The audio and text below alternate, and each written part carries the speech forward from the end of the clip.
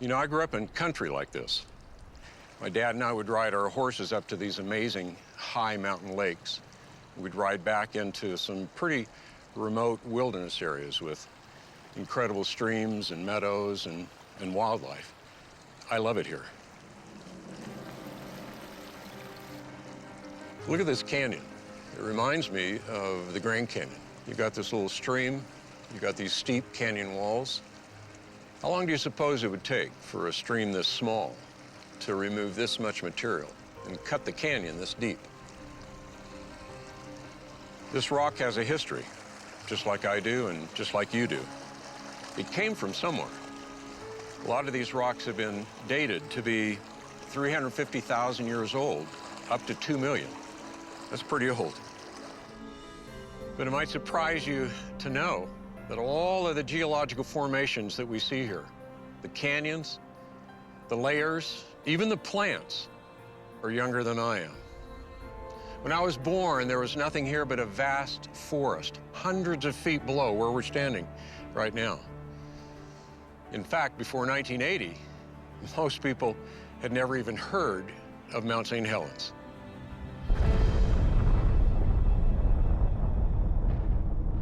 It was in that year, on May the 18th, that molten rock created a steam blast with a force of 20 million tons of TNT. Avalanche debris and other flows from the eruption laid down all of those layers rapidly, up to 600 feet thick. A couple years later, there was some more volcanic activity that created a mud flow that cut out this entire canyon. It also cut through deep bedrock, all in a couple days. Isn't it amazing what a little bit of information from the past can do to help change your view of the present and the present world around you? There are a lot of assumptions made by a lot of people about the history of the earth around us. The question is, how do those assumptions affect how we view that history? But more importantly, how do they play into how we view science and the Bible? Did God create the world in a few days or billions of years?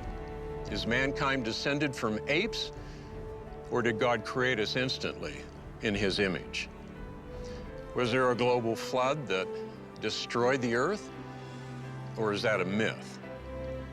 In other words, is Genesis history?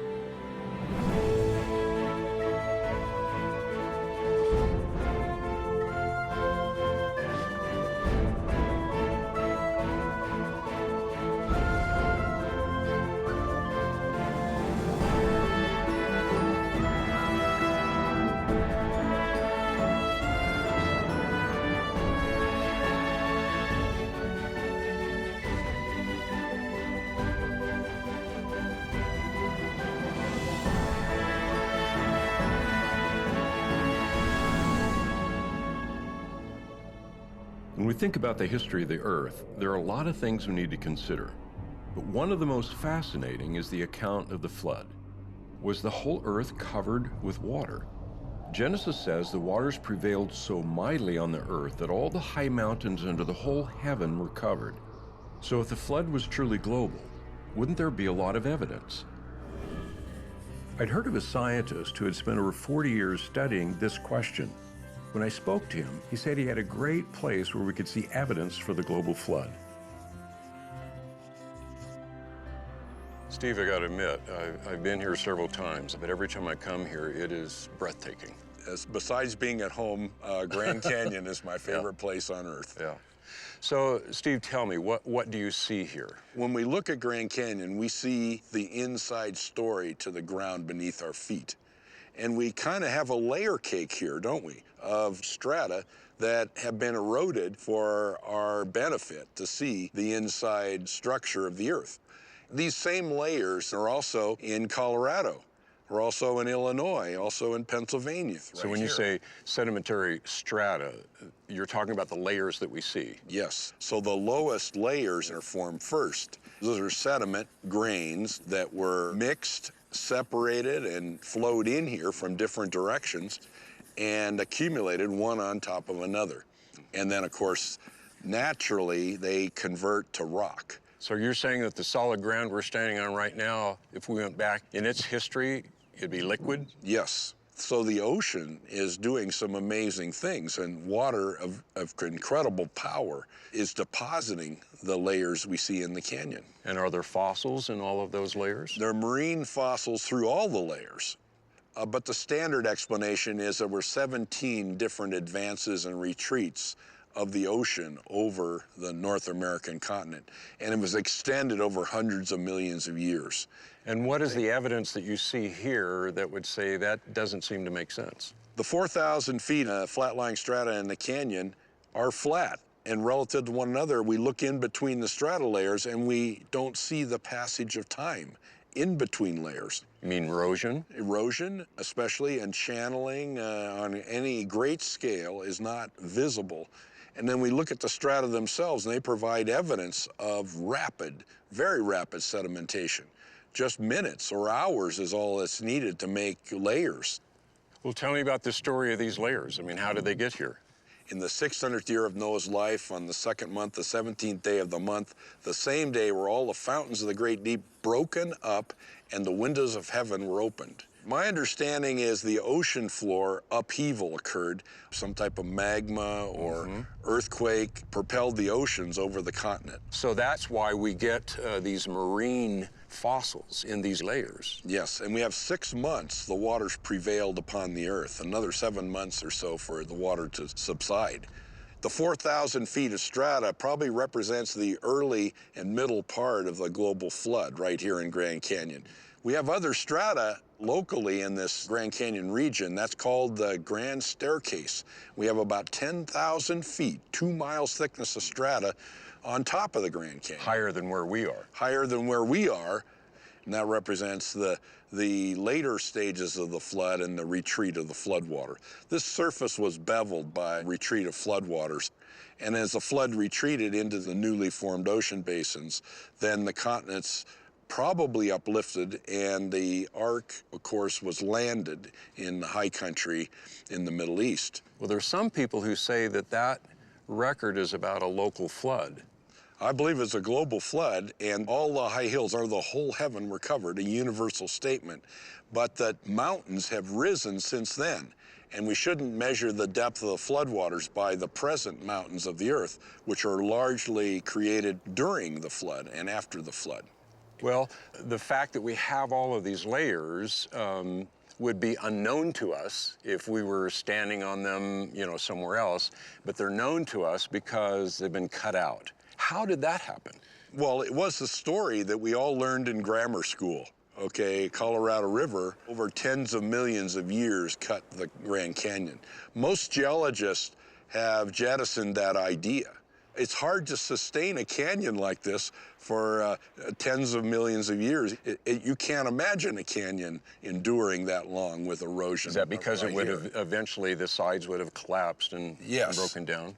Then how in the world do we get this all carved out? Well, there are lots of theories, and personally, I like the idea of catastrophic erosion by drainage of lakes.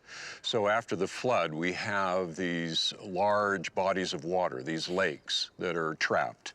There's evidence of the big lake in the Painted Desert, a place called Hopi Buttes, about 500 cubic miles of water in this huge lake. And so the dam breaks, and all of that massive amount of water then is now pouring out and carving this. Yes, and how long would it take to erode Grand Canyon? Maybe weeks, but not millions of years. Time is not a magic wand that solves all the geologic problems of the world. Jettison that way of thinking about millions of years and then start thinking about catastrophic process like you've seen at Mount St. Helens, and that'll help you understand Grand Canyon. Everywhere we looked, Steve showed me evidence of the incredible power of moving water. It quickly laid down these enormous layers, then quickly eroded them away. Steve wanted to show me where the floodwaters first hit the continent, so he took me deeper into the canyon. Steve, when you said you were going to bring me to the bottom, you weren't kidding, were you? We're at the bottom, aren't we? So we're in this big side canyon to the main Grand Canyon, and we're looking at the granite basement rock, which is the core of the continent, if you will. And then we see the flat-lying strata on top of it. The boundary between the granite rock below and the Tapete sandstone above is this surface we call the Great Unconformity. Why does it appear to be such a stark line? I mean, it's clear. I think it's an erosional boundary of colossal scale. We're looking at something that shows the magnitude of flood flow over a surface. And is it just here? The Great Unconformity is continent-wide. I've seen it, I believe, in the Middle East. It's over in Europe. It's in Africa, and here it is under the North American continent. So we've got this layer. How thick is this layer? What goes up from here? Well, we have the Sauk mega sequence here, if you will, 1,000 feet of sandstone, shale, limestone that goes continent-wide. There are 4 other big sequence packages of strata that sit above it. Those are also very continuous like this. What we're seeing here is rather representative of the rest of the world. It makes one really question the notion that this all happened because of a small local flood. We're talking about something enormous. The power-moving water was beveling and pulverizing rock, depositing great thicknesses of layers and calling our minds to think about a global flood. The conventional story is entirely different, though. It would say that there is a lot of time between each of these layers. Some people have said that the Great Unconformity boundary here represents 500 million years. You mean between the granite we see in that first layer of the sedimentary rock? Yeah, they say that there may be 500 million years there, okay? And that's what their explanation of Earth history would ask them to consider. Yet when you come here and look at this, nearly a featureless plain. It's not exactly a plain, but it's a gently rolling surface. And would that be the product of billions of years?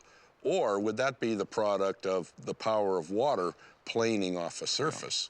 Time is foreign to a good explanation here. And so we want to explain what we see. Everywhere we look, we see the power of water.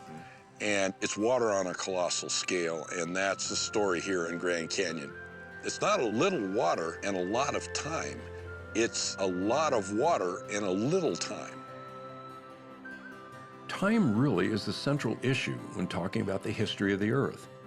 How much time did it take to form what we see around us?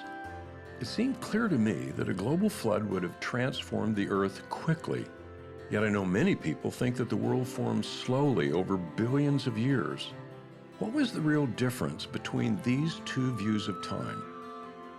I needed to talk to someone who could tell me more about science and history and time. Since my background is in computer science, we met at a place where I had personally experienced some of that history.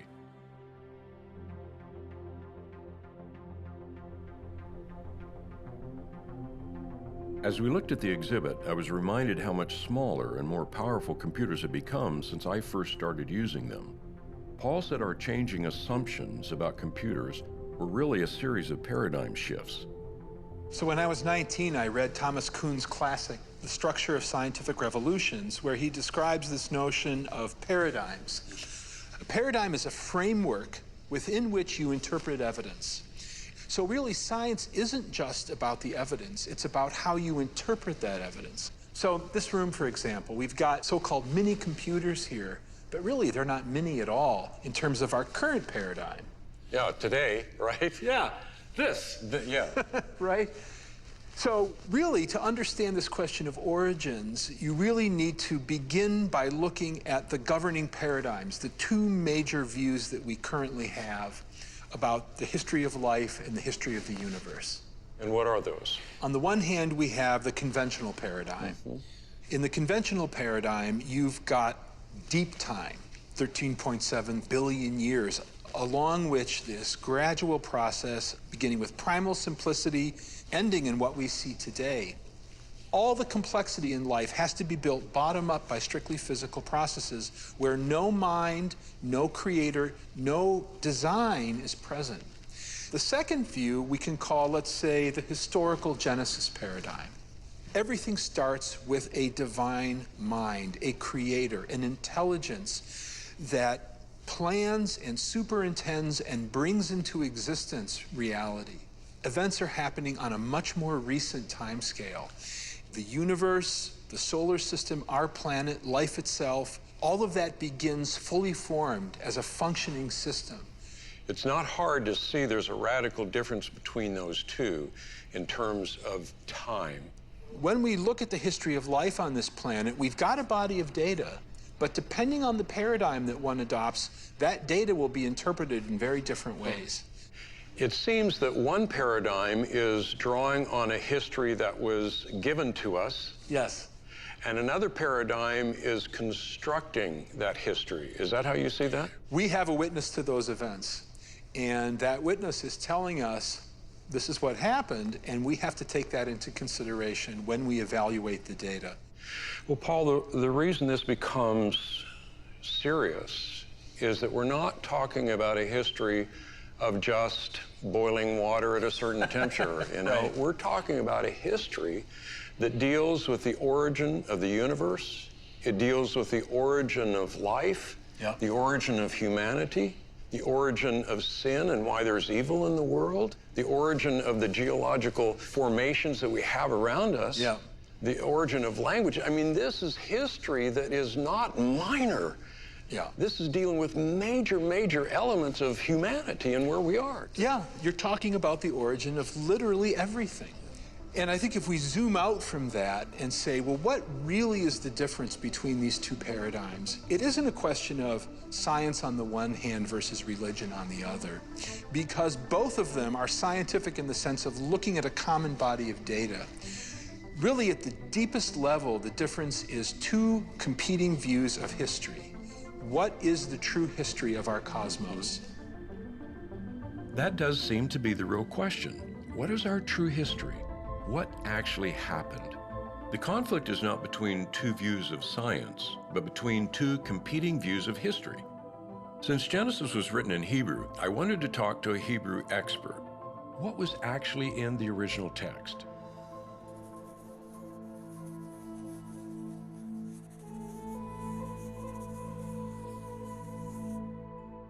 The first word in Genesis is Breshit. Breshit, Genesis 1:1 is Breshit bara Elohim et hashamayim ve'ha'aretz. So this is the beginning of the Toledot of Noah. Interesting that word Toledot is a very interesting word. It's translated sometimes genealogy, sometimes it's translated history. And what follows then is the account of the flood. Mm-hmm. Steve, it seems that there is a lot of history in the Bible. Is that how you see it? Oh, absolutely. In fact, the first thing is that it's an accurate historical account. Mm-hmm. The presentation is such, and the perspective of the writers, that they believe they were talking about real events. Okay. It's very obvious that because of the way in which they insist that the next generation learn their history. When you look at these early chapters in Genesis, what do you see? Can you take us through this?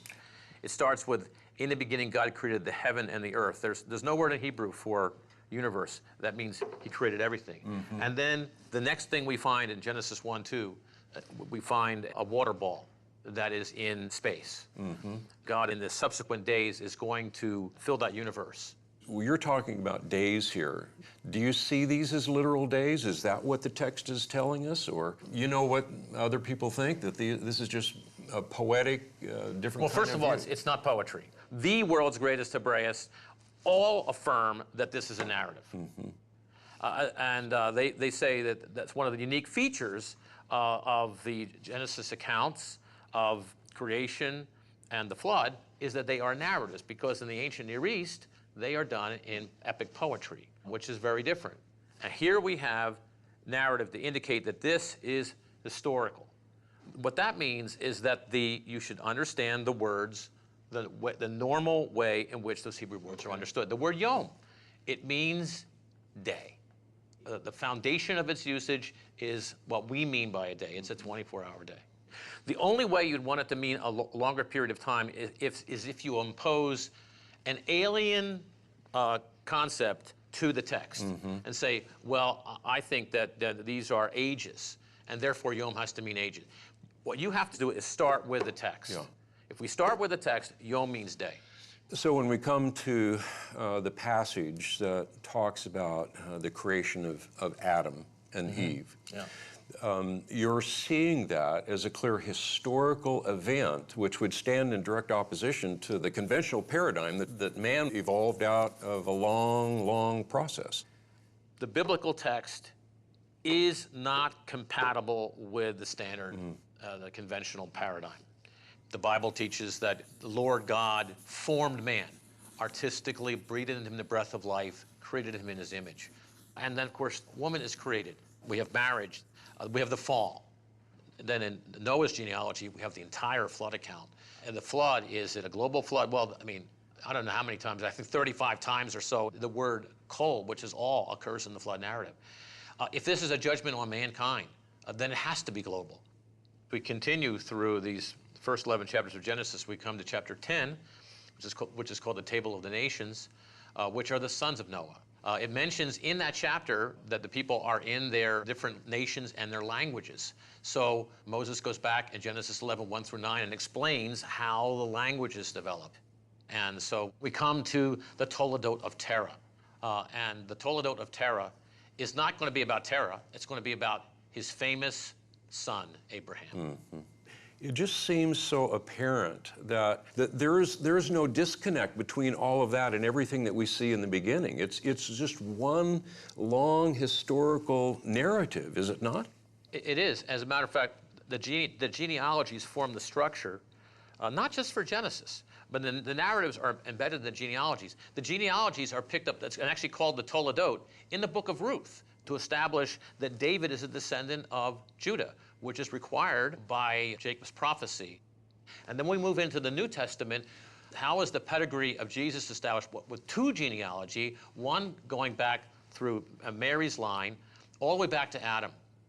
Steve, in light of all of this that we have seen, how important is the historical narrative that we find throughout Genesis, including all of the generations that are laid out there? How important is that to Christianity? It shows that Christianity has a historical basis. It's what the scriptures say, and the scriptures represent actual historical data. So Christianity it's not a leap in the dark. It is understanding that it has a very strong historical basis, and that our Savior is also our Creator. These genealogies are incredibly important. If Jesus is descended from Adam, and Adam was created on the sixth day of creation, then the earth can't be very old. So where do the millions of years come from? I met a geologist at a place where he said we could understand this better.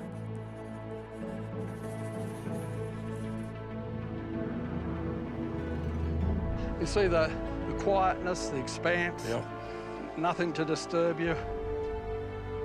Yet you've got the reminder that it was explosive in the past. There was this volcano back here, this cinder cone volcano, and it belched out this lava flow that spilled out across this countryside. Just a huge amount of basalt, lava. Yeah, but it's actually small compared to the lava flows that we see in many places. And there's something like 1,000 of these volcanoes around here. And the little one behind us here, we call that a cinder cone volcano. You call that a little one? Yeah, well, it is. I mean, these volcanoes are small. Mount St. Helens, 1980, when it erupted, okay? The top 2,500 feet of the volcano blew off, but that was small compared to historical eruptions. We can go back a little bit further to the Great Yellowstone eruption, and some of the volcanic ash was down in Texas. It blew that far away. You think about lava flows in India, that you have an accumulation of up to 1,000 feet over an area a third of the size of the subcontinent of India. What we see in the present is really only minuscule by comparison to what we've seen in the past. And that's telling us something about the historic past. We can't use present-day rates of these processes to understand how quickly and how majestically, in terms of scale, the geological record accumulated. Well, that is the point that has brought me to you, because how do we determine the age of these rocks? Well, the important first thing is to recognise that this lava flow is, in a sense, an instant in time. It's an event. And when it's molten, you've got all the different elements that have come out of the volcano are all mixed up, and the rock starts to crystallise. Any of those atoms that are radioactive, they now start to accumulate what we call the daughter products, the decay products. Now, the point is that this rate of decay is so slow when we measure it in the present that, you know, it takes millions of years for parent atoms to decay to daughter atoms. And so that's ultimately where the millions of years come from, the fact that the decay rates in the present are slow. But we would say that the present is not really the key to the past, because obviously the past holds some massive, massive catastrophic events that are not going on today. In fact, the Bible would say that the past is the key to the present. If you want to understand why the way the world is today, you've got to understand what happened in the past. So we've got lots of hints that geological processes haven't been at constant rates through time, and we have other hints that the decay rates may not have been constant. See, we've taken rock samples from a number of places, lots of samples in the Grand Canyon of each of these rock layers. I've done it in New Zealand, we've done it in other parts of the world, and what we've done is we've submitted the same samples to more than one of these dating methods. And so what we found is on the same samples with more than one method, we were getting ages that were different by hundreds of millions of years or even a billion years in some instances. We're seeing huge differences by using different methods. Well, if there is that kind of a difference between all of these dating methods, then that would seem to confirm the fact that we have an open system here, not a closed one. And if we have an open system, that means we can't trust it to give us dependable dates for these rocks. And that changes the whole thinking about the history of the Earth, because suddenly now these radioactive clocks are not reliable.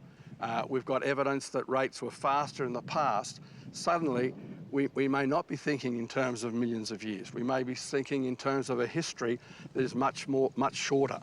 But you were saying that this kind of evidence is in the open literature now. Yes.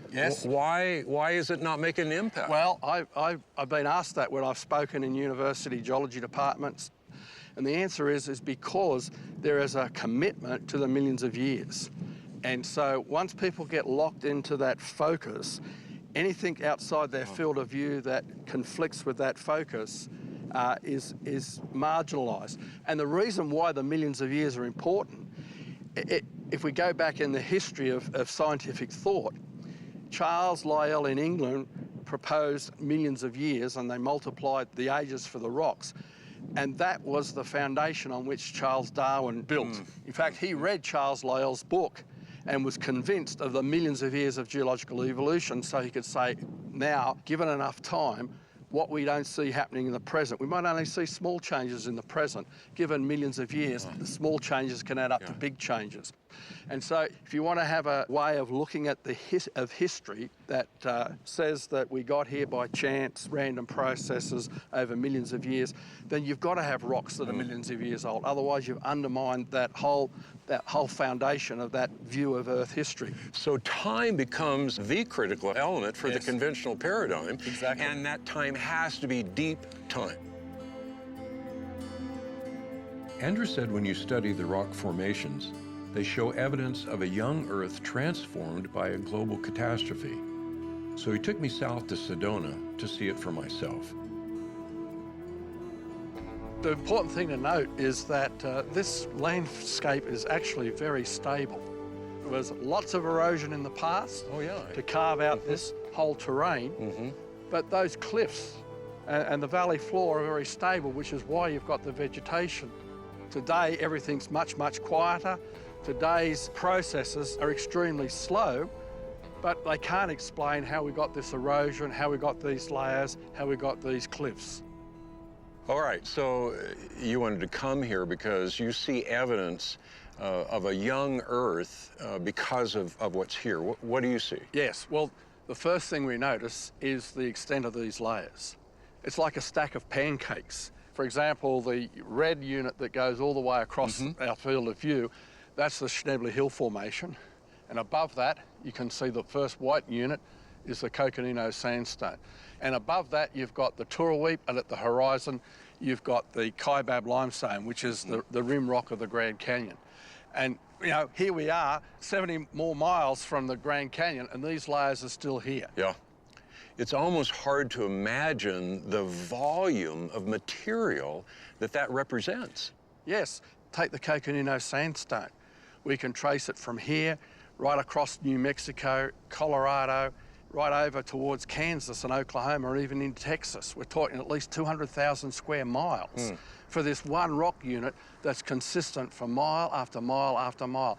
That's not the scale that we see today with localized sedimentation.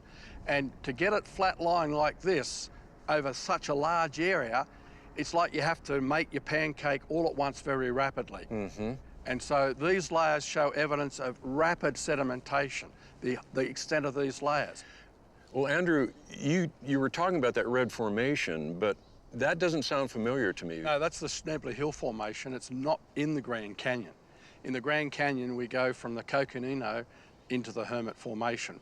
There's that knife edge boundary, and there's no evidence of erosion there, which means that the Hermit Formation was rapidly deposited, and then immediately the Coconino was a deposit on top of it. But here, we've come 70 miles from the Grand Canyon, and we've got this Schnebler Hill Formation between the Coconino and the Hermit.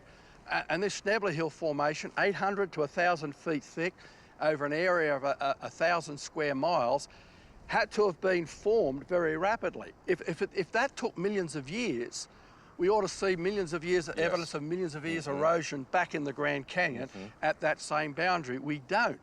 So that means that this Schnebler Hill Formation in this area had to form in a matter of hours. So it tells you that not only is there a lack of erosion, but there's no time between those boundaries. So the whole sequence of layers was very rapidly deposited.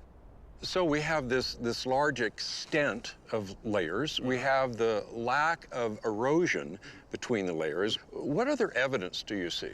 Well, if we look closely, for example, at the Coconino Sandstone, we see the bedding, that there's bands within it that are sloping. We call those cross beds. What they indicate is that you had underwater sand waves were moving along. The comparison is in a desert. It's important to recognise that there's a difference in the angle in a desert dune. It's usually 30 to 34 degrees of these sloping beds. Underwater, it's usually 25 degrees or less. And Dr. John Whitmore has combed the hills around here with his students, hundreds and hundreds of measurements of these cross beds. And they all come in the range of 15 to 25 degrees. So it was underwater deposition. And so these layers are accumulating in hours, weeks, and within months, you've got this whole stack of pancake layers over such wide areas. So it isn't a difference in believing in those layers that exist. Not at all. It's the difference of time, isn't it? Correct. It's not a question of science versus the Bible. When we're talking about the flood paradigm and the conventional paradigm, we're actually talking about two different views of Earth history. Those views really are different. Of course, I grew up being taught the conventional view with its long ages and slow, uniform changes. But what was the history of the world according to Genesis?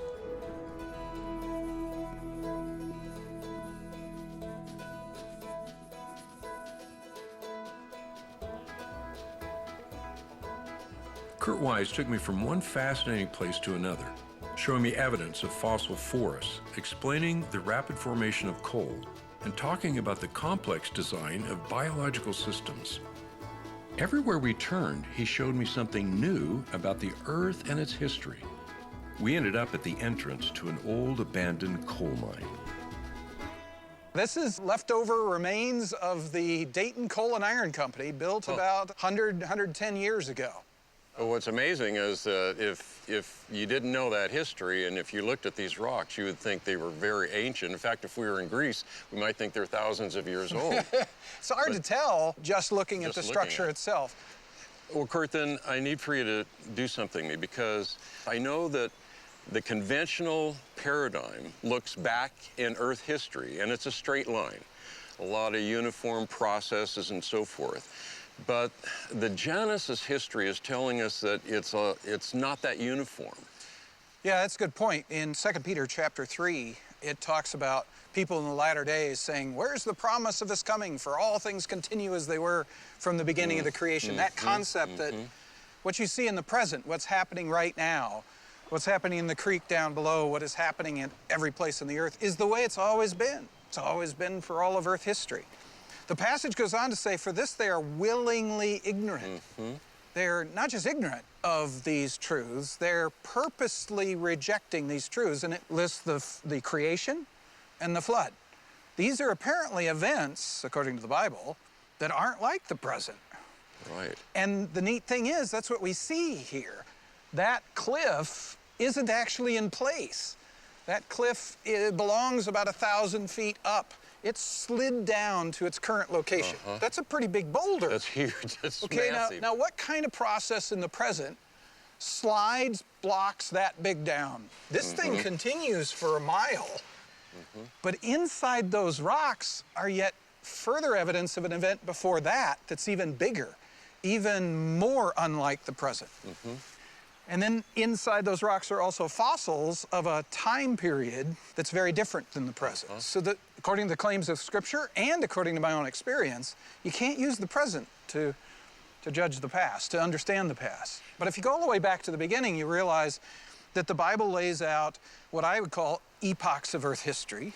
Major periods of time. Just different things happening during each of these epochs, that if you lived in any one of the other epochs, you would never understand the previous epoch, because it's so different. The first one is the creation itself. In 6 days, God created the entire universe. He created the planets and the stars, and he stretched out the universe with his outstretched arm. That's obviously not happening today. He's not creating planets. In fact, at the end of that passage, he says he ended his creation work. Then we move into what I call the Edenian epoch, the period of time when Adam and Eve are in the Garden of Eden. And it's very different than the present. We get the impression from that passage, for example, that Adam and Eve, if they had not sinned, would have lived forever. It's hard to even conceive of human beings living forever. So it's a different world, wildly different. How long it lasts, we don't know, but it suddenly terminated with Adam and Eve eating of the tree of the knowledge good and evil, rebelling, and God cursing the creation. He changed the rules in the universe. Now no longer is the sun going to be able to burn forever. No longer are we going to be able to live forever. So it's hard for us to even imagine what that would be like, because we only see the laws are... And we wouldn't have come to that conclusion if we didn't have the Word of God. We didn't have this... And that's what I think the Word of God has been given to us for. So we slide into the third epoch of time, what I call the antediluvian period, the period before the flood and after the fall of man. It's a world that's different than the present. It's got the same natural laws going on, but it's a different set of critters, different set of plants. It's a little bit warmer Earth. The continents are in different positions from what they are now. It looks significantly different. Well, that's what we see in Peter, where it talks about that world being destroyed. So the flood was not just soaking everything. This is radical change, wasn't it? Yeah, if we're right about what we've understood so far, we got continents moving, smashing together, creating mountains. Mountains are rising to tens of thousands of feet. You've got water washing across entire continents. We're ripping thousands of feet of sediment off of the old continents and then depositing thousands of feet of sediment on top of them again. We're looking at earthquakes of astonishing power. So this change then from what you call the antediluvian epoch now into the post-flood. Basically, the Earth has got to recover from a global flood. The atmosphere's got to recover, the geology, the rocks have to recover, plants and animals have to spread across the Earth. You got lots of water, humongous earthquake, humongous volcanoes, and more or less that period of recovery is a slow, decrease in intensity and frequency of those things. So would it be in that period that we would see the Ice Age, for example? Yes, that's ironically, the Ice Age turns out to be, in our modeling, a consequence of the heating of the water during the flood. Water is evaporating off the oceans, that cools the oceans. The water is then moving over the continents and dropping enormous volumes of water. Now, in certain places, the rain's going to come down as snow, but coming down so rapidly and without break that it can't melt and accumulates into thick sequences of ice until they're miles thick. And then when the oceans had cooled enough that that rain generation system had stopped, then those glaciers then collapse under their own weight, melt back to the current position, and they're continuing to melt. You know, this thing, global warming, it's recovering, the Earth is still recovering from the flood. So that was really a fairly tumultuous era right then, but then you have one final epoch. So the modern epoch is you can study present processes and understand things fairly readily back to within a couple centuries of the flood. And so that would lead one to think that these processes, if you take them all the way back... Precisely. Right. You take the present processes and extend them into the back. And that's what 2 Peter says. That's the error people make. It's reasonable. Take the present and extend it into the past. Not unreasonable. So you need to go to the Bible to find out the necessary information to reconstruct it. And looking at it the other way, if you start from the Bible, you only get the beginning of the story. Right. God has given us the ability to read the rocks and fill in the rest of the story. Yeah. And we need to fully understand the flood, we start with the Bible, but then we go to the rocks. Speak to the rocks and they shall tell thee what has happened in the past. Kurt made a good point. The Bible records historical events, but it doesn't explain how those events happened. That's what these scientists were doing. They were trying to interpret the evidence in light of biblical history. But Kurt said there was evidence inside the rocks. What was that evidence?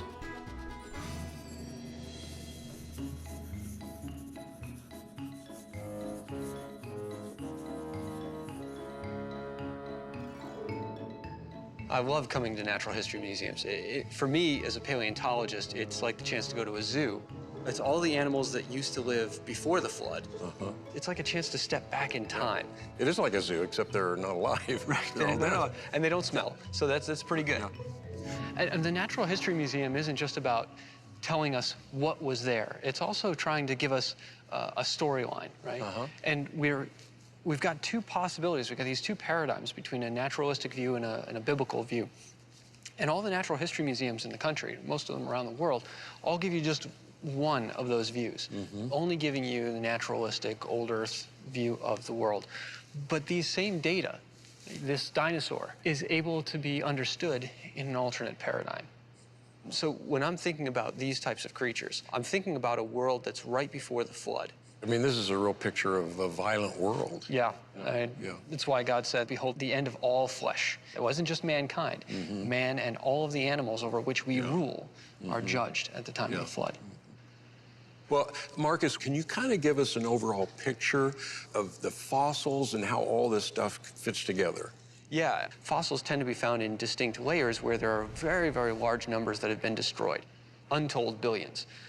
And so every time we see a layer of rock that's this thick, we're thinking about an event that probably took minutes to make, not thousands of years, minutes for just this one package of rock, sometimes even seconds, where these pulses of water from the flood are moving over the continents, grabbing ecosystems or dragging marine ones up from deeper in the ocean and pulling them onto land. And as one gets deposited and the waves come back, they start pulling and piling additional stuff on top of that. And it's a graveyard on top of a graveyard on top of a graveyard. It's the sort of thing that speaks to catastrophe, not the sort of thing where the fossil record is gradually accumulating bone by bone, shell by shell, little by little, over untold eons of time. So you're saying that we have these marine fossils all over, even on mountains? Yeah. You know, further back over in the museum, they've got sections with things like mosasaurs, these big swimming reptiles. Mosasaurs are globally distributed, and they're distributed on continents. So looking at these things, you're saying, what is it that has the power? What is it that has the capacity to take the marine world and throw it on top of the continents in such a violent and destructive manner? And the flood makes perfect sense for this. When we were in the Grand Canyon, we saw that great unconformity. Yeah. And there were no fossils to speak of really below that. And then all of a sudden we start getting a lot.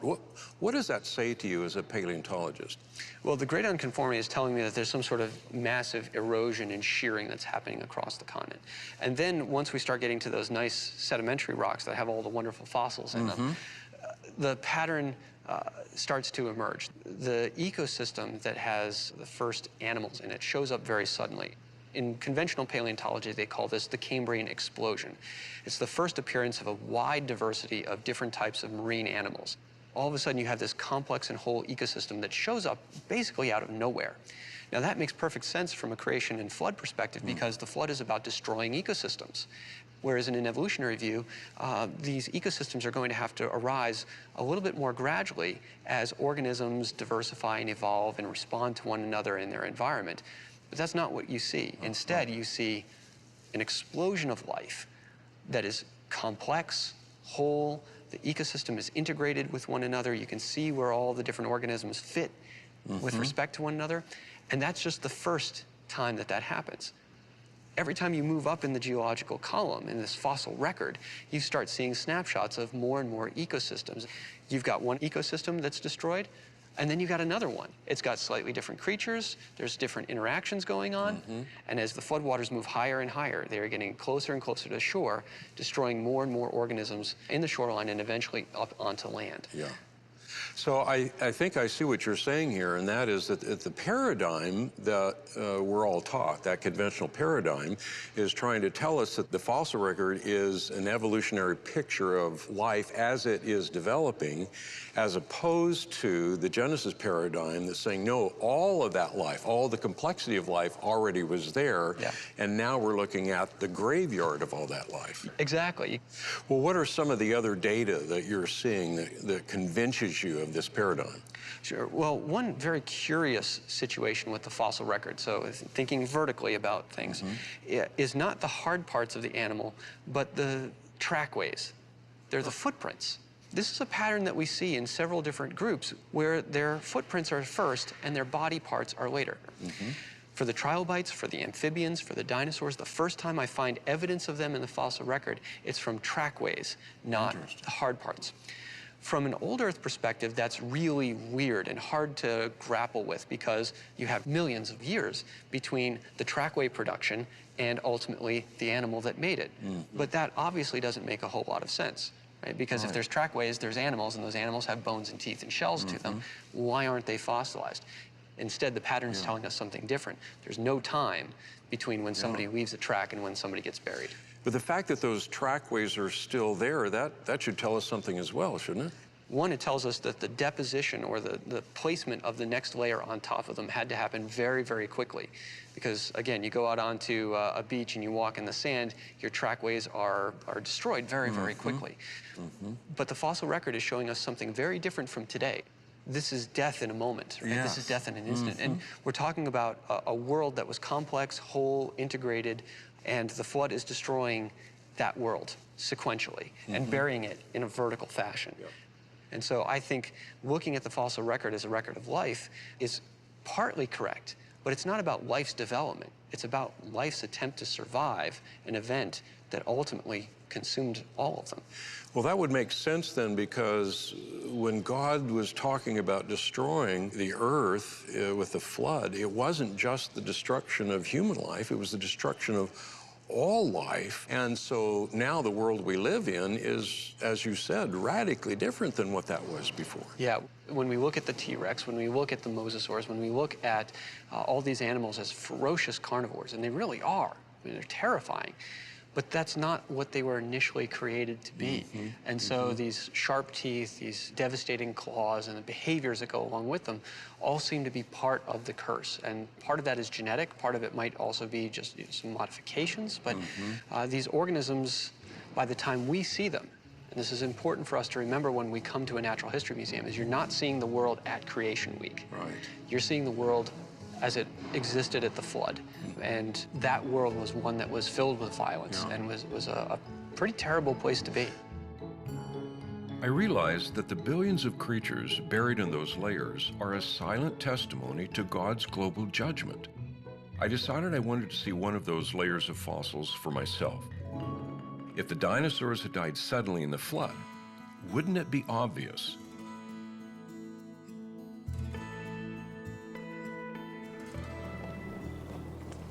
What we're dealing with here, this is in the Lance Formation. This is a Upper Cretaceous sedimentary deposit.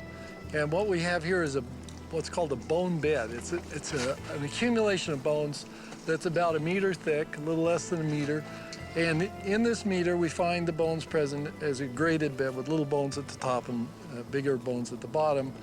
And you can see here, looks like Caroline is working on another vertebra here. This is a cervical vertebra of a duck-billed dinosaur.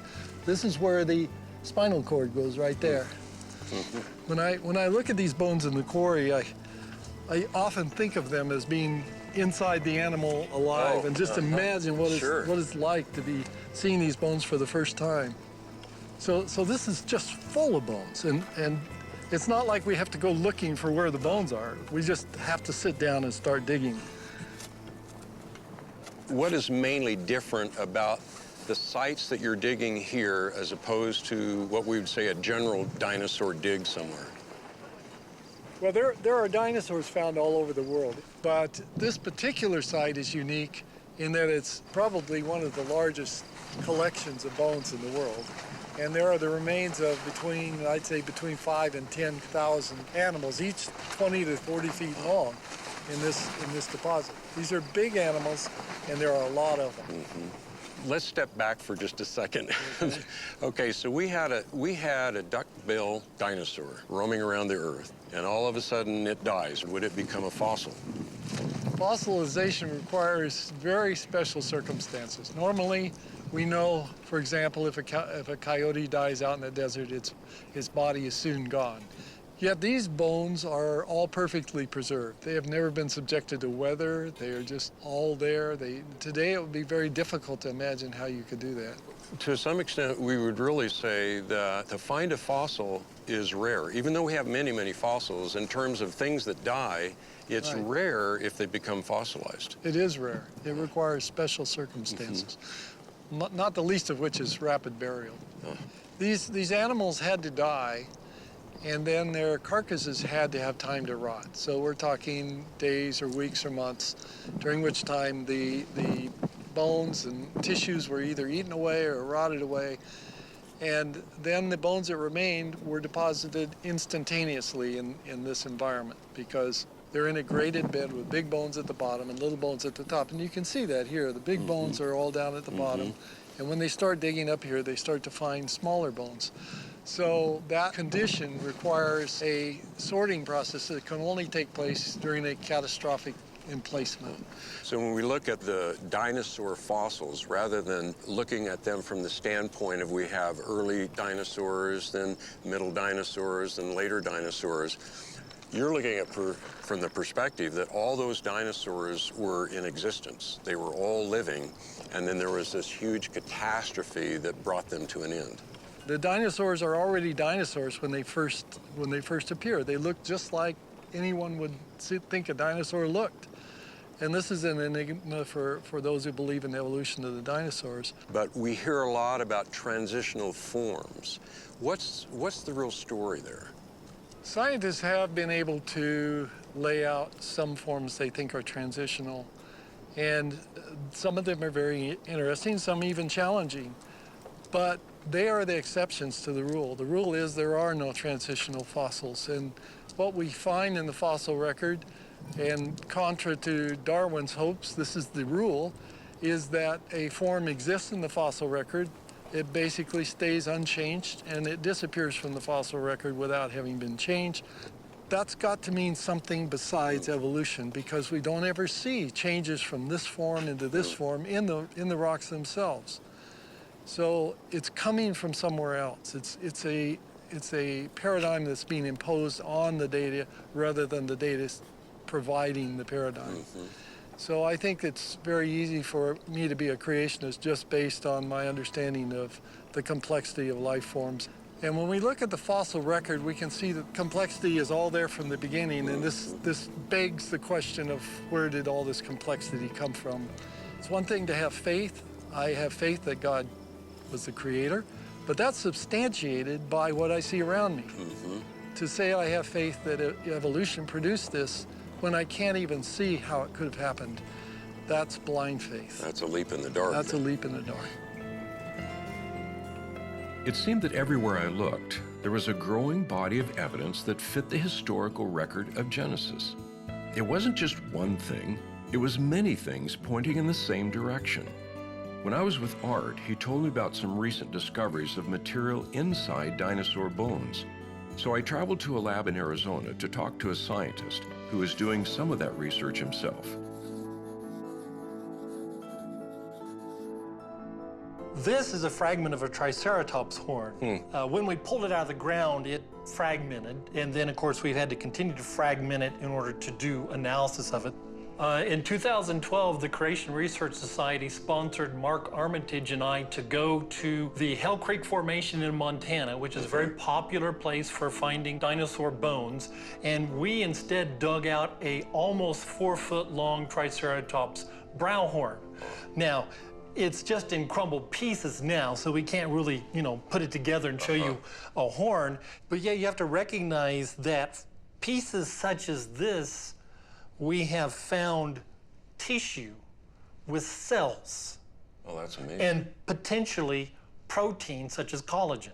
It's so difficult to understand how you could have this material still in a dinosaur fossil that is supposed to be 65, 75, 80 million years of age, because tissue, cells, proteins break down.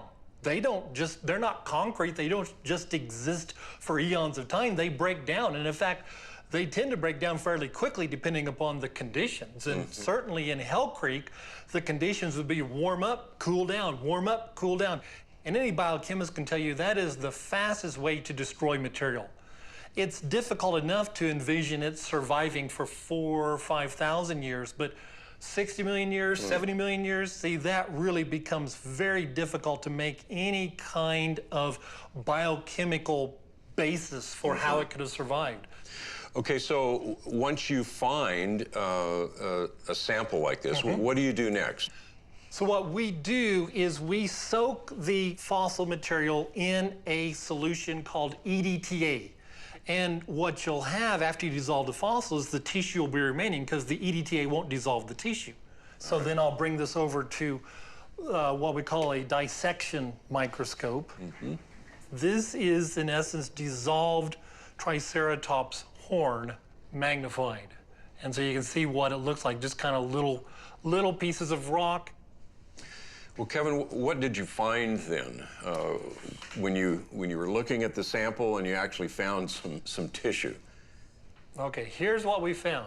This is actually Triceratops tissue. It's stretchable, it's pliable, it's not an impression of the soft parts of the dinosaur.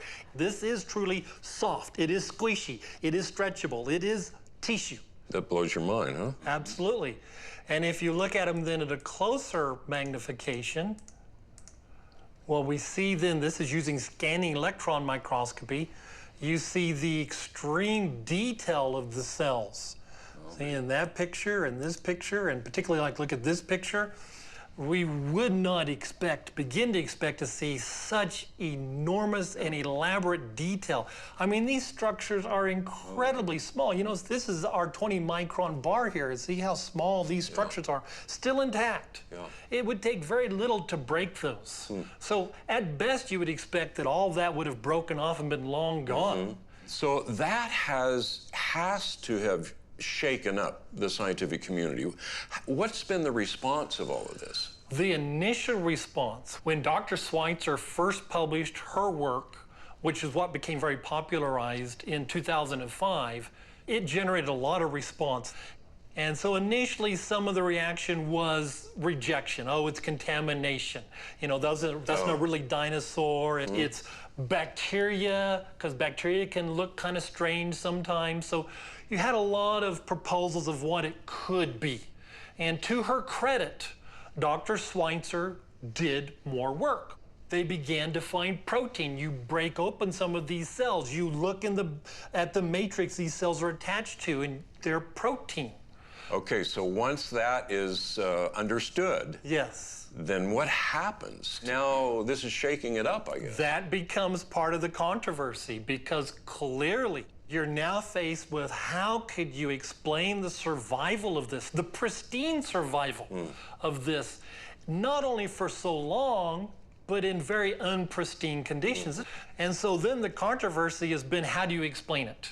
And if you read some of the literature, there's almost like desperation because they recognized what the implications of this could be.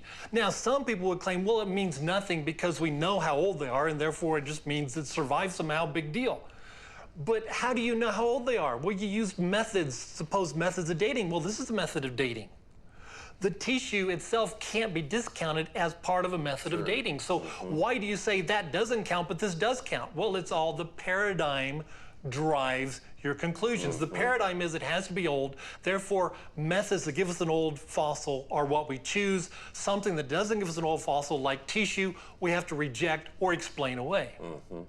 At least to me, and of course, I'm not a microbiologist, but I think most people would say, well, that just seems reasonable to think that maybe these are not that old. Clearly, this is in violation of the dating process. It challenges the entire dating process. If the fossils of dinosaurs have been dated incorrectly, which I would say this is clear evidence they have, then it's very likely the fossils of any organism have been dated incorrectly, and therefore then the geologic ages themselves are incorrect. What you're saying is that if you pull out the notion of a long period of time, you're pulling out a major foundation for the conventional paradigm. Absolutely. In fact, time is the critical component for evolution. If you're going to say that a simple cellular system became a multicellular system that then became fish, and the fish then jumped up on land and grew legs and started breathing air, and then that creature grew feathers and wings and started flying. So if you give us time, we'll claim to account for all of this massive change of organisms, but we got to have the time. Everything seemed to come back to the question of time. I remembered Andrew saying that Charles Darwin accepted millions of years first, then fit his theory of evolution to that assumption. But why is time such an important element to evolution?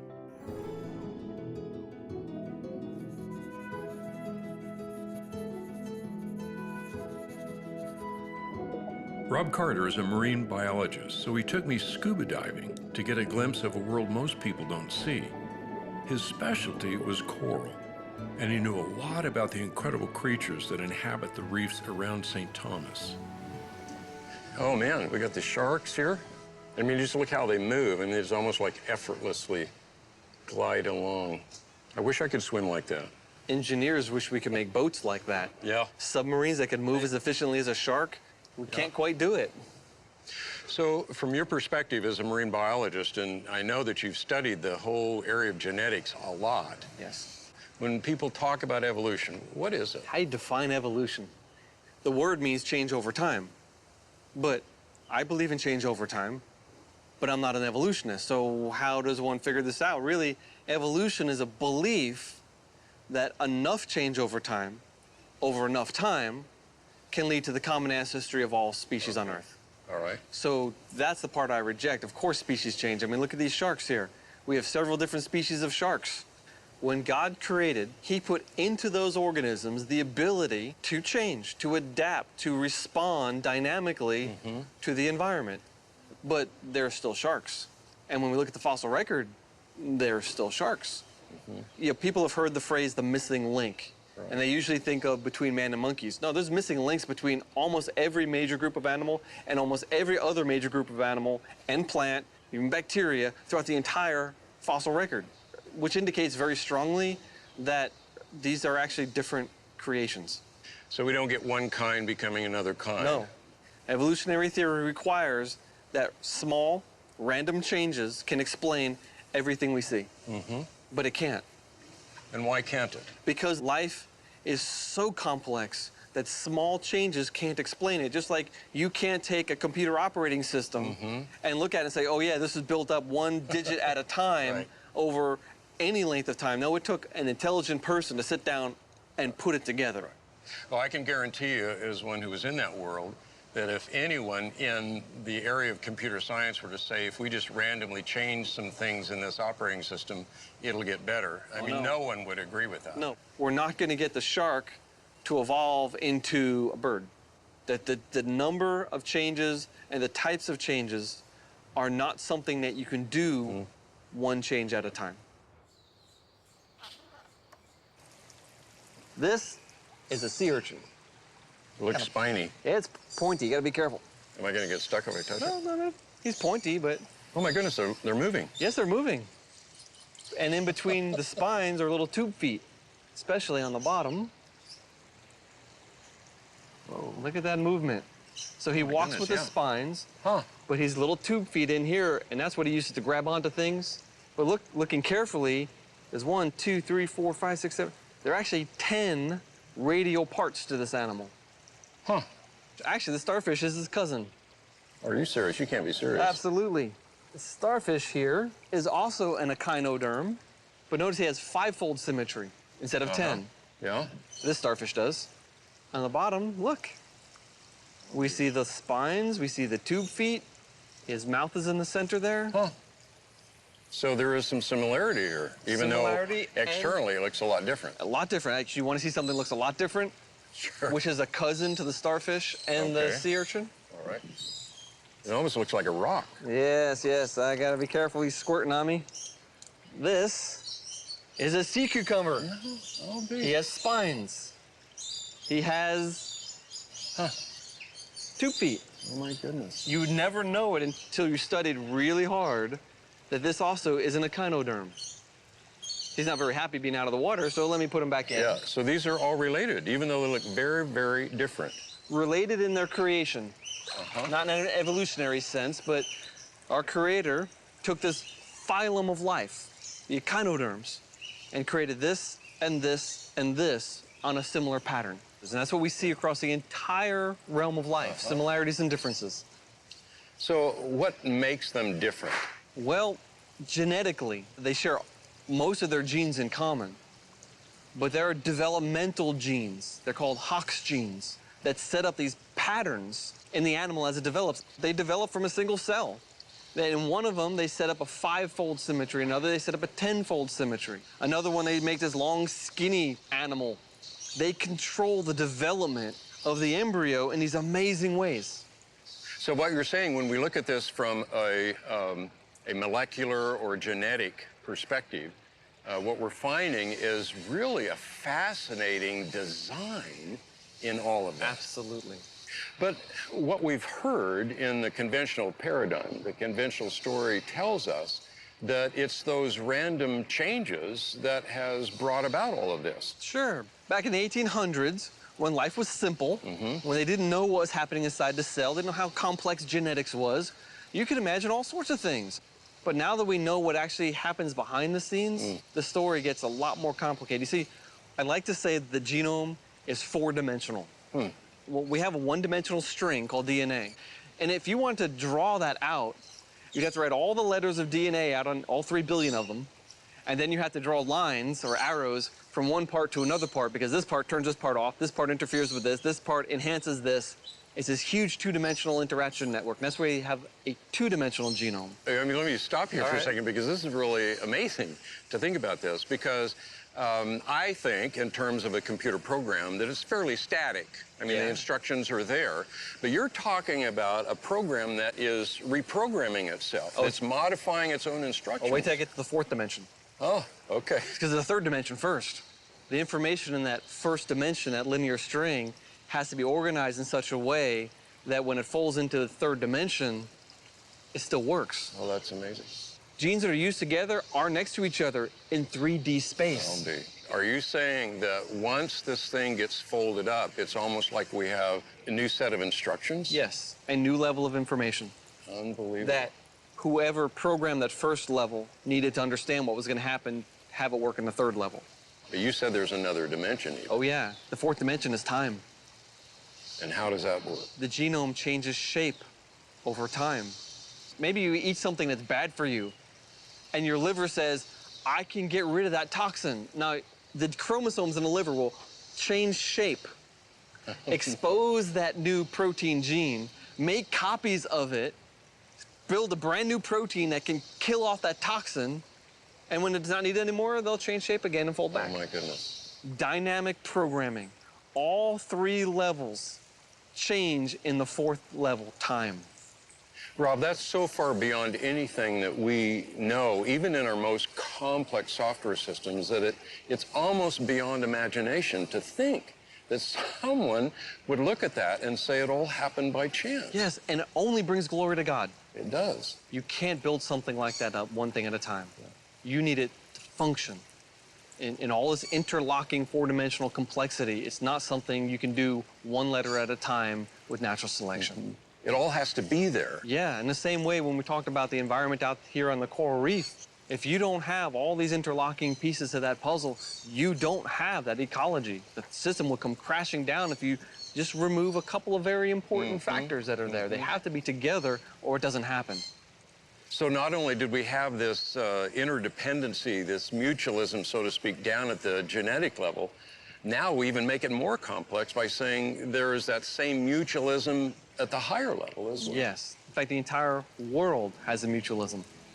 It's impossible to think that all of this could have happened just by a series of slow processes over billions of years. That's exactly what I'm saying. It's clear that the world we live in is incredibly interdependent, from the smallest biological system to the largest ecosystem. There are complex mutual relationships everywhere. I realize that creation in 6 days makes the most sense from an engineering perspective. You need everything working together at the same time for everything to function properly. And that's exactly how Genesis says God created it. Rob also said God created animals with the ability to change and adapt to their environments. Is it possible this ability to change has been mistaken for evolution?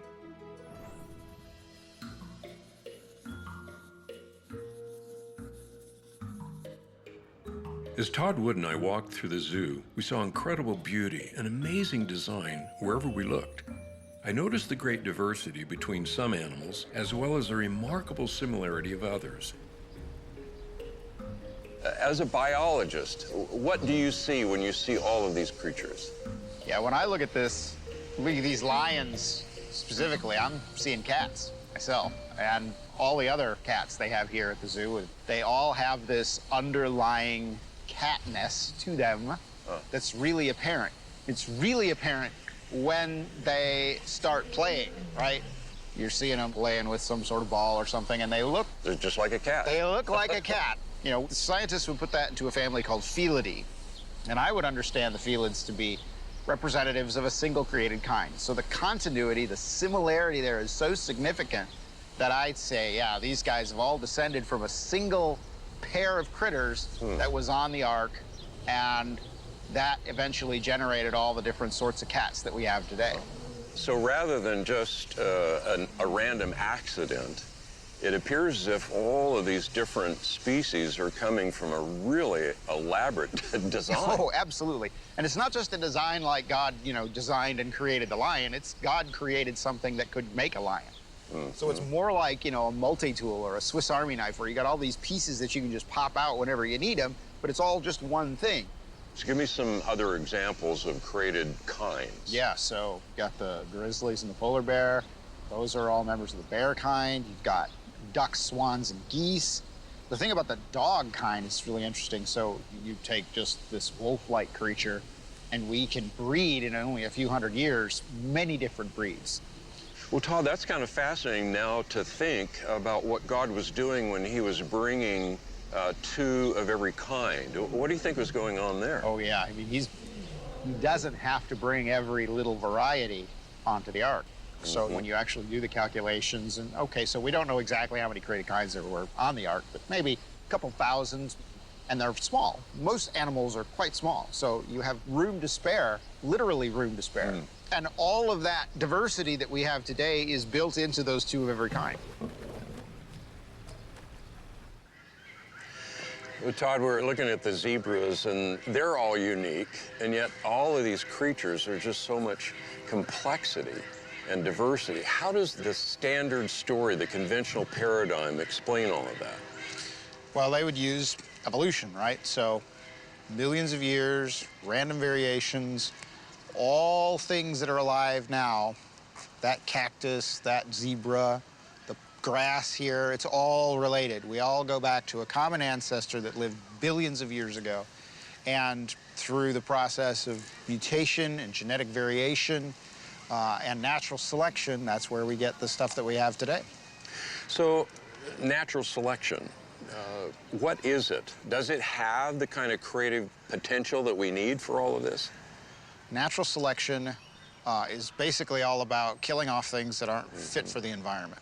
So if you're a finch in the Galapagos and you have a really tiny beak and the only food available to you is really big, hard seeds, you're gonna die.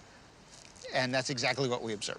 And so we can watch over the generations as the beak size and finches change in the Galapagos. But they're still finches, they're still birds. The notion that natural selection can generate all of the diversity we see, that's not been demonstrated. What we find most often with natural selection is that natural selection does a lot of fine-tuning. So right over here, we've got these oryxes, right? Beautiful creatures and very, very pale colors. The wild range of the oryx is right on the southern end of the Sahara Desert. And so you can see, yeah, their coloration makes sense. If you get a really dark colored one, that's going to be really easy for predators to find. And so they end up being these really beautiful light colors. And that's an example of where selection would take a variation and turn it into an adaptation.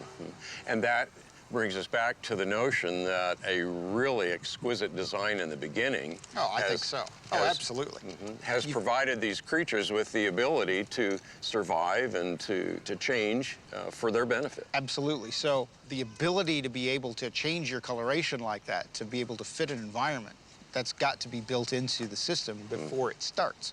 Now, don't get me wrong. I mean, natural selection and random variation can do amazing things. I mean, it's pretty astonishing the kinds of changes that we can see, but we don't see one kind changing into another. All we see are variations that happen within a created kind. So there's a felid tree, which has all the cats on it. There's the canid tree, which has all the dogs on it. There's the ursid tree, which has all the bears on it. There's the equid tree with all the horses on it. Each individual created kind, then, has its own individual tree, so that you end up with something like an orchard or a forest. As a scientist, it seems what you're saying is that the Genesis paradigm answers all of this data better. Ultimately, I think it does, because it embraces both similarity and difference. Now, as we've already said, there's lots of questions that are still out there. But I'm pretty confident, given what our paradigm can explain, I'm very confident that those answers are going to be found. After we left the zebras, we made our way to the gorillas. Todd wanted to talk about the question of human evolution. Todd, we see it all the time, a new discovery, new skulls, new skeletons that supposedly solidify this whole link. Yeah. What do you see there? Absolutely. Well, I got some right here in my bag. Ooh, a skull. So this guy is a Neanderthal, very, very low forehead. So we have really tall foreheads. The face, the mid-face has been pulled out. But at the same time, well, it looks very human. So that's Neanderthal. Okay. You want to hold that one for me? Okay. We have others that are very different. Oh, yeah. Now, this one is Australopithecus africanus. So you can see really no forehead at all. It just slopes right back. Very, very small brain case. Muzzle sticks way out, so the face is sloped forward. What do you do with this stuff? I mean, there's many more that we could show, many more pictures, many more skulls, and you can see, looking at them together, they're really, there's a lot of difference there. Yeah. Well, here's the thing. So all that created kind stuff that we already talked about, I can show again and again and again with multiple studies that I can find a discontinuity between humans and non-humans. So this thing lands on the human side. This Neanderthal here, it's one of us. This thing is not. It is different. But this would be just another one of those varieties of living things that God made in the beginning and that survived the flood aboard the ark. So when we look at Neanderthal man, we're looking at a human, but it's a human that, just like we find in dogs, we have a lot of variety of dogs. We got a lot of variety of people. So even looking back here at the gorilla, we can see the obvious differences between us and him, not the least of which is that he's in there and we can go home when we're done. And so those differences are really huge, aren't they? Yeah, absolutely. The image of God entails this idea of being God's representative here on this earth. Part of that, then, is having dominion and having authority, spiritual quality that we have, that we don't share with animals like that. It's obvious we're different from the rest of creation because we're made in God's image. We're the only ones to create zoos so we can see the beauty of God's animals. And we're unique in tracking time and wanting to know our own history. But where does our concept of time come from?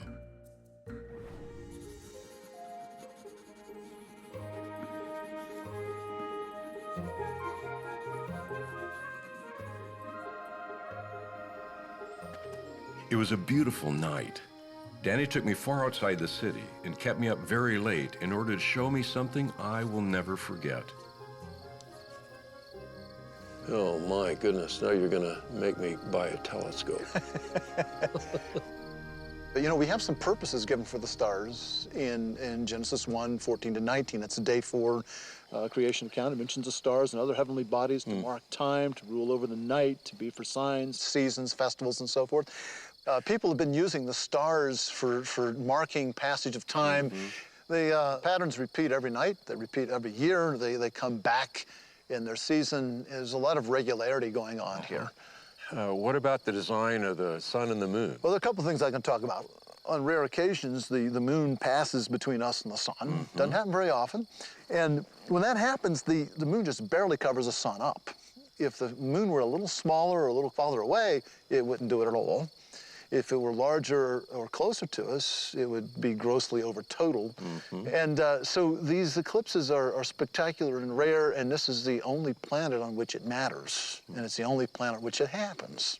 And you've got to think either just that's the way the world is for no apparent reason, or the world is that way for a purpose and design. And to me, that speaks of creation. Okay, high overhead here we have the great square of Pegasus. It's this big rectangle. Now coming off of Pegasus is a little fuzzy spot right there. Do you see that? Yes. That's the Andromeda Galaxy. That is the most distant object that you can see with the naked eye. It's a little, we think a little over 2 million light years away, and it contains a couple 100 billion stars. Wow. Okay, Danny, that brings me to a big question, and a big question in a lot of people's minds. If we have stars that are that far away, millions of light years away, and if the Earth is young, as we believe, then how in the world can the starlight be here? Yeah, we call this the light travel time problem, and I'll try to phrase it for you a little differently. We believe that the creation is only thousands of years old, say 6,000 years, 7,000 years, something like that. And I've just pointed out something to you that we think is 2 million light years away from us. I think those distances are reasonably correct. And we creationists need to answer this question, and we've offered several different solutions to that. I'll discuss with you my solution on this. Several things jump out at me in the creation account. One, there was a lot of process going on, very rapid process, but still process. If you look at the day 3 account, it talks about plants rising up out of the ground. It says, let the earth bring forth these plants, and the earth brought forth. I think if you would have been there, it would have looked like a time-lapse movie. Growth that might take normally decades taking place in a matter of minutes or hours at the most. Normal growth abnormally fast. I believe you can interpret one day of creation in terms of another day. So I turn to the day 4 account. Not much information is given there, but I think God also rapidly made the stars and other astronomical bodies. And then in order for them to fulfill their function to be seen, he had to rapidly bring forth that light, just as he brought plants and matured them quickly, he had to bring that light here. I'm suggesting when we actually look at these objects, like the Andromeda Galaxy we saw a few minutes ago, we're looking at light that actually left that object. Yes. So I think there's a rapid maturing took place. Danny, are there some other things that you see that would point to a young universe? I think so. For instance, spiral galaxies. The Andromeda Galaxy we talked about is a spiral galaxy. Our own is. And the inside of the galaxies should spin faster than the outside of the galaxy. So after a few rotations, you ought to wind up or smear out those spiral patterns. They ought to disappear after a few rotations. Now, most astronomers think that spiral galaxies are 10 billion years old. So why do we still see spiral patterns? You shouldn't see those. And it's been long recognized as a problem. But also, if we look at the outer planets of the solar system, the gas giants, they all have rings. And we also know that these things are changing. They're wiping out. They've actually documented changes that have taken place within the ring system. You have all these gravitational tugs from the other satellites orbiting around. So these ring systems are fairly young. It doesn't prove the solar system is young, but it proves that these ring systems are young. And that's interesting. We've mentioned a lot of theories about the spirals and so forth. It brings us to what most people see as the big theory concerning cosmology and the universe, and that's the Big Bang. How do you see that? Is it holding up over time? I don't think so. I think it's getting some problems. So much so that more than a dozen years ago, I think in the New Scientist magazine, there was an open letter protesting the Big Bang Theory, and it's had hundreds of signatories since. And most of the people signing it are atheists. They're not even creationists. So this idea that the Big Bang model is universally accepted is not true. There are many people out there, well-known people, very famous physics and astronomy people, that have real problems with the Big Bang. And I don't see any way that you can reconcile Big Bang with the Bible, though a lot of people seem to think that you can. I think the temptation they have there is to try to interpret Scripture in terms of the current cosmological thinking. That's nothing new. That's happened before, as it's turned out, with disastrous results. So I think when you look at the history of science, the way we've discarded theories over time, you've had theories that were supposedly beyond dispute, and then later on discarded. When you see that lesson from history and then you want to wed Genesis, you want to interpret Genesis in terms of the ruling paradigm, I think you need to be very careful. I realized Danny was reorienting our perspective. We need to interpret the universe in terms of Genesis, not the other way around. And Genesis tells us that God created the sun, moon, and stars to be a magnificent clock to track the passage of time. Even the ancients built towers to follow the stars. But what does Genesis say about those people and the languages they spoke?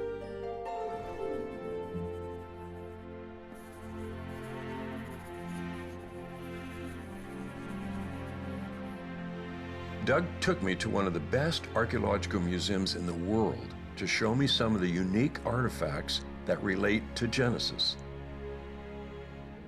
Well, the events of the Bible are unfolded in the ancient Near East, so all of these lands are extremely important to understanding how and what took place in the biblical text. So this picks up these events we've been looking at in Genesis, from creation and the flood, and now we're to the dispersion of mankind out of Noah and his family. Exactly. And the dispersion would have taken place somewhere in this mountain range to the northwest of Mesopotamia. And what we see in the biblical text in the narrative is that a number of people have migrated down to southern Mesopotamia, the land of Shinar, and moved toward the process of urbanization, city living. And that's the famous Tower of Babel. Absolutely. Do we know where that is? There are about 7 or 8 Babels, cities of Babel, in the ancient area of Mesopotamia. And so one at a time, I've studied all of those areas and found only one that meets all the criteria of the famous site of the Tower of Babel, and that is the site of Eridu, which is in southeastern Mesopotamia. We have signs of the expansion to the north, to the south, to the east, to the west, all the way as far as Egypt. And when you say evidence, that is the artifacts that we find in these archaeological digs? Exactly. There's an enormous amount and very specific kinds of material culture that attest to this expansion of people that I'm connecting to the post-Babel dispersion.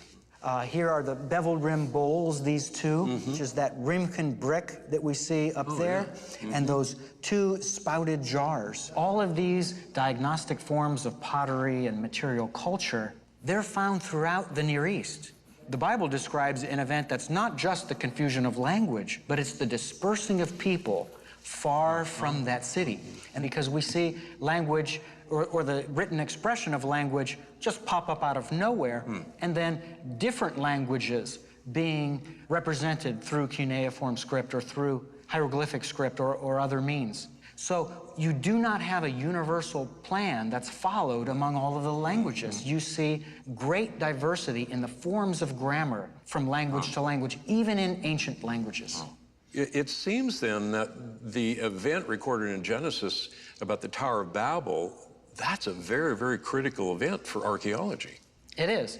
So all of this fits perfectly with what we would see as the biblical account of how languages took place. It's really the only way of explaining this. So the integrity of biblical history ultimately is justified by the expression of these languages.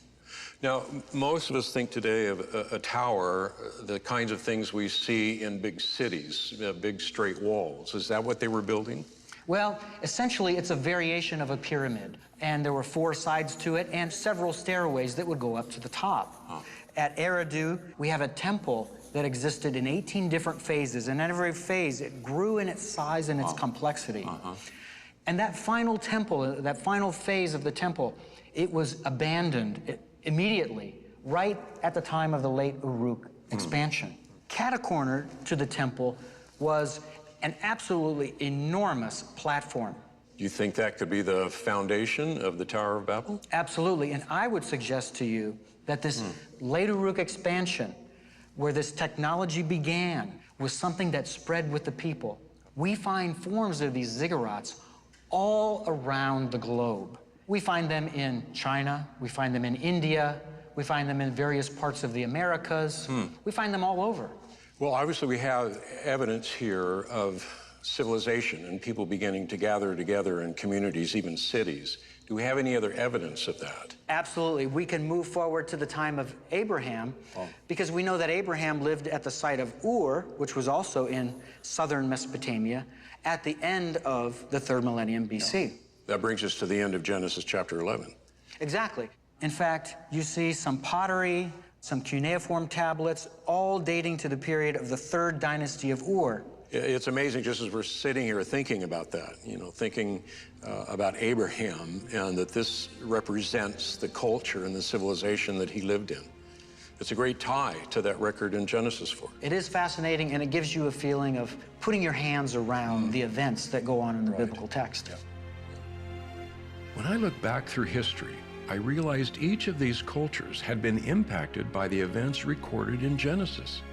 But what is the importance of Genesis to us today?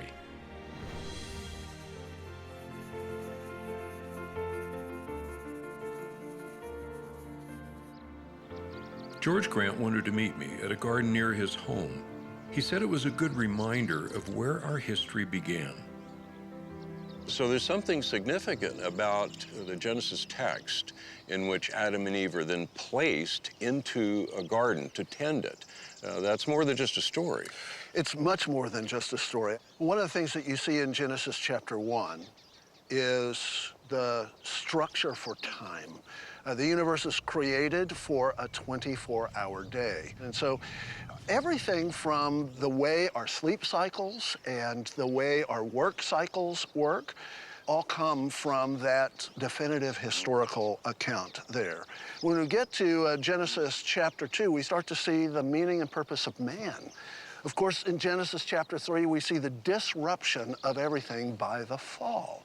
And the implications of an historical fall, an actual man and an actual woman who actually yielded to actual sin, have then implications all through the rest of the Bible. If you remove a literal Adam and Eve, that changes the whole shape of what history is and how history is remembered. Is that because when we pull an Adam and Eve out of a historical record, we can then pretty much make up what we think about man and marriage and even sexuality? Absolutely. The Apostle Paul understood the events of the early chapters of Genesis as formative, not only for our understanding of history, but for relationships between men and women and their children, the character and nature of marriage, rightness and wrongness in moral relations, including sexuality. All of that is assumed from those early chapters of Genesis, oftentimes quoting the passages verbatim. It seems that even Peter is taking that event of the flood, for example, as a historical event and laying it in the context of what he's pointing to, a judgment that will come. So even judgment is a part of understanding that historical record. You cut things off from history and you lose sight of the meaning of all of it. I think most Christians, when we talk about, for example, the life of Christ, those are understood to be historical accounts. Right. Why is it that when we look at the account in Genesis, that we have a tendency not to want to do that? We have a tendency not to do it because we're constantly exhorted to not see it that way. From the culture around us? The culture around us, from theologians, modern theologians who are trying to somehow, in their minds, fit the truths of Scripture with the so-called discoveries of science, which, if you know anything about the history of science, you know is an incredibly unreliable path. So we're constantly bombarded with this message that we have to adjust our view. But I think there are a lot of Christians who have a sense that the historicity of Genesis is just not that important to their Christianity. I think we've been sold a bill of goods on that. When you somehow make those chapters a different category altogether and non-historical, what are you doing to all of the rest of the Bible? The Bible that assumes that it's true, the Bible that treats it as historically true, the Bible that refers back to all of the characters that are there. Does that then negate the whole of the Bible? Well, yes. And that's exactly what the strategy was of the higher critics in the 18th and 19th centuries. They knew if you could somehow attack the first 3 or the first 11 chapters of Genesis, you've done away with the whole thing. Well, George, all of this brings us back then to the notion that the history that's recorded in Genesis, or any true history at all, is critical for us in terms of understanding what's going on around us. Yeah, in fact, it reminds us of how important history is in anchoring all of the other human disciplines. It is history that helps to inform science so that science can begin its journey of discovery in the world. So what history does is it tells us what happened.